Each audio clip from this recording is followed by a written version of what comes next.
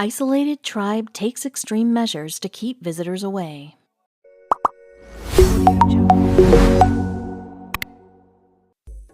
For decades, people have warned others not to go to one particular island in the northeastern Indian Ocean, as those foolish enough to venture onto its shores are never seen or heard from again. There are plenty of rumors surrounding what goes on there, but when you discover what's really lurking on the island, you'll think twice about booking your next tropical vacation. Located just off the coast of India, one landmass in the Andaman Islands, in the Bay of Bengal, is a bit different from the rest. North Sentinel Island is a small square landmass.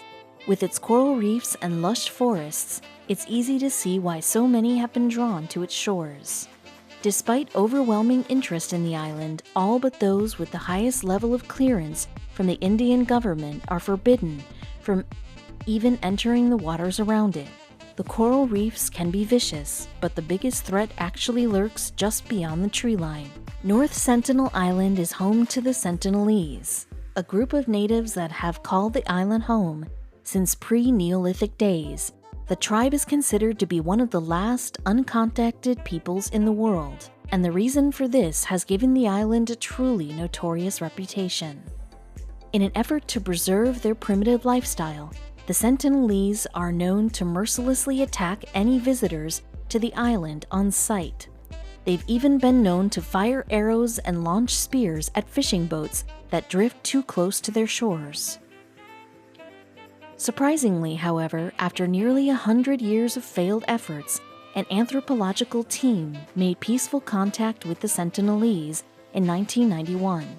The researchers were able to gain unprecedented access to the small island, though their time spent on North Sentinel left them with more questions than answers. Despite their proximity to other island tribes, the sentinelese possessed a distinct marking system unlike those of any other group, and their language, described as a series of high-pitched sounds and gestures, was unintelligible. Even a translator from a tribe of Onge natives, whom the sentinelese had been known to engage with, couldn't understand them. Peaceful exchanges between the anthropologists and the sentinelese continued until 1994, whereupon the project was abandoned in favor of leaving the tribe completely uncontacted.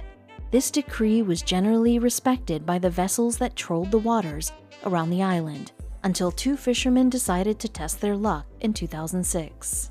While illegally harvesting crab just off North Sentinel, the weight anchoring the vessel manned by Indian fishermen Sundar, Raj, and Pandit Tiwari failed, casting them adrift toward the island. Paying no mind to the warnings of fellow seamen, the two washed ashore and were brutally killed by the natives. Following the incident, the Indian government cracked down on illegal visits to the island, maintaining a constant naval presence in the surrounding waters and prosecuting anyone who attempted to enter the area. But even with additional efforts made to sway potential trespassers, those determined to contact the forbidden tribe weren't dissuaded. In October of 2018, an American named John Allen Chao arrived in the area in the hope of visiting the island and living amongst its inhabitants. Chao, a devout Christian, sought to adopt the language of the sentinelese and convert them to Christianity. Chao was met with heavy resistance to his plan, but the 26-year-old felt it was his spiritual mission to bring religion to North Sentinel, and so in mid-November, Chao hired a group of fishermen to take him to the island.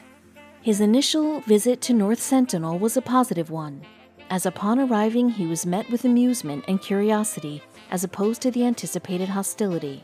However, after offering them fish and other gifts, one of the natives fired an arrow at his Bible and Chao fled the island.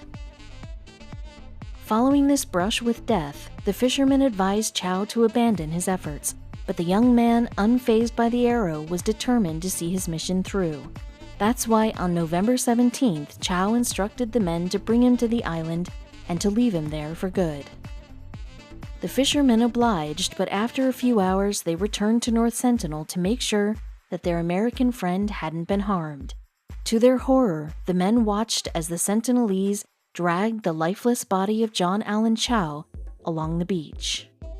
Hurrying back to Port Blair, the capital of the Andaman Islands, the fisherman relayed the news of Chao's death to one of his friends, who then contacted Chao's family to break the news. The fishermen also brought with them Chao's diary, wherein he had left instructions in the event of his passing. "I think it's worthwhile to declare Jesus to these people," Chao wrote in the final entry before his death. "Please do not be angry at them or at God if I get killed. Don't retrieve my body." Chao's family honored his wishes, calling off the attempts made to recover his body from the island. Though it's believed his death was caused by arrow fire, the truth behind what actually killed John Allen Chao will likely never be known. The Indian government has taken a hands-off approach with Chao's death, believing that both the missionary's body and the sentinelese people should be left alone. And while officials won't press charges for the killing, those involved in getting him to the island in the first place have been arrested. Though Chao's death is no doubt tragic, many refuse to blame the sentinelese for defending themselves from what they perceived to be a threat. Given the region's history of foreign colonizers, some believe that the reported violent reactions of the sentinelese are simply survival techniques rather than primal instincts to kill. With another death on their hands, the Indian government faces pressure to place stricter regulations on North Sentinel Island. Whether they meet these demands remains to be seen, but this event should send a strong message to any wannabe adventurers looking to set sail for the Forbidden Island. Leave the sentinelese alone.